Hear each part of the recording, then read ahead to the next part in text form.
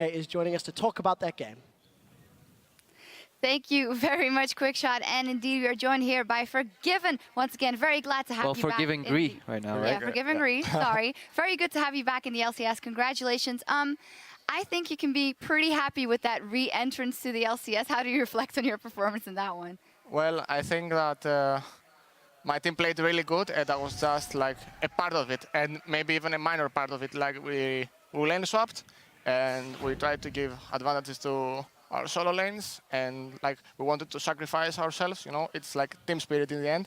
So my team was really successful on it, and in the end, I also benefited from that, and I feel really amazing because it was a team effort. It was not an individual.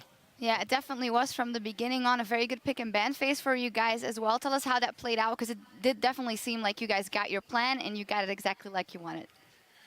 Well, like it's the first week of LCS. Like we don't have the biggest like screen or like the biggest knowledge of what teams are playing because screens are not spectatable and stuff. And we just basically went through the instinct and like we just wanted to get ROCCAT out of a comfort zone, and I think we managed it, especially on the mid lane part, where Nukeduck ultimately failed, I think, for me, or even though I think he's one of the best players that Europe has ever seen on mid lane.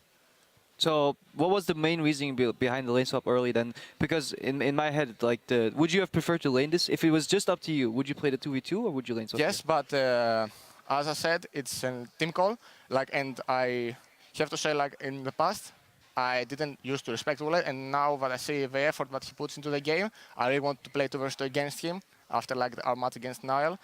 I think we were gonna have like one more chance of doing that. And as of lane swap, we just thought that ROCCAT would not expect a lane swap on the blue side of the map. Yeah, I definitely think that could have caught them off guard. I think I just want to go to the first like real big play in this match that really struck me out is the way Freddy was playing this entire game, like Forgiven highlighted us already. This was a team effort from SK Gaming. They played it really well. If we can get the first replay on your screen right now, it is basically Freddy's been playing like a rock this entire game, and we can roll the clip right here. He's in Mega Gnar form, and ROCCAT's trying to shut him down. Like he did collapse here with Jankos with overpower, and they should always be a kill, but they line up perfectly. He spaces his abilities, hops over the wall, and you see Svenken is still so far, but somehow Freddy managed to survive here. And I think this really speaks in what Forgiven said earlier. This is just a really good like team effort from SK Gaming, and they're reacting to everything perfectly. I agree. I think that since my time in Copenhagen, I remember that we had a great difficulty playing against the synergy of Svensker and Freddy on top lane. And I feel that even in real life, you know, when we are just practicing that these guys are one, they're not two people, just different. And I think it paid out in the game. So it's more fun to be on this side than playing against them. I absolutely agree. What a bait from you there.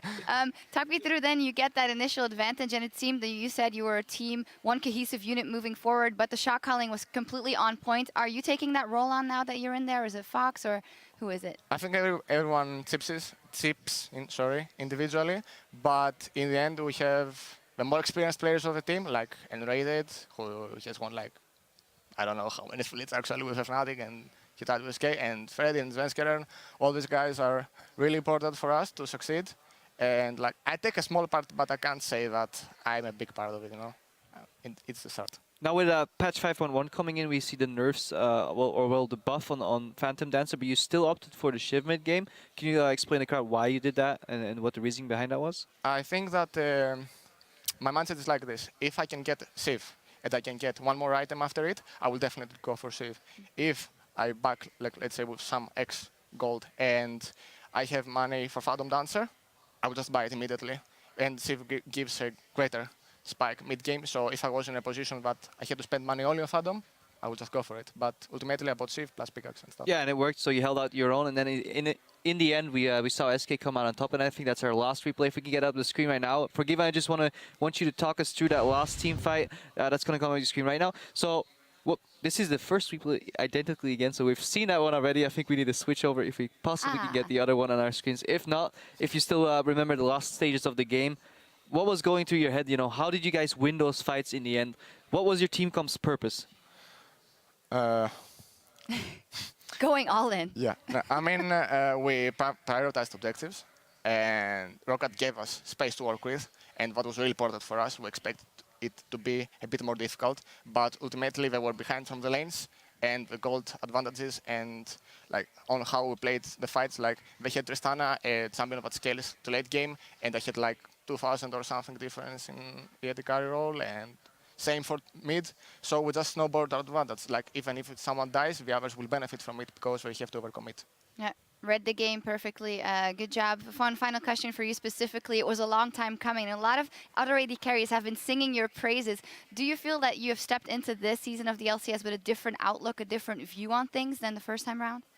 I think LCS is like a high-level competition, so it's all about adapting. Like it doesn't matter what the meta has right now. If I think or someone thinks that it can be successful, like let's say someone goes out and picks Varus tomorrow, which I wanted to be buffed actually, if Riot can hear me.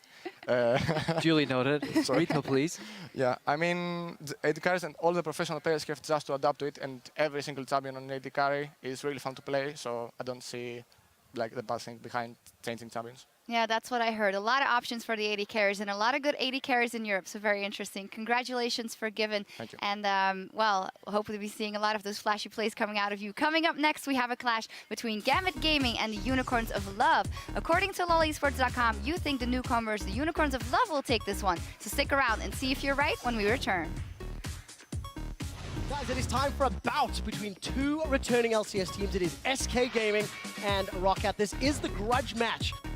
He locks up Overpower Jankos. He crunches over the wall, manages to throw the boulder at Jankos. Jankos looking, the kick, kicks him to safety. Freddy doing work. They want the fight now. Woolite's in trouble. He gets Cataclysm down. Monsoon is going to heal him just a brief moment. Jankos is low in the background, but we see Freddy is in trouble. The next victim will be Woolite.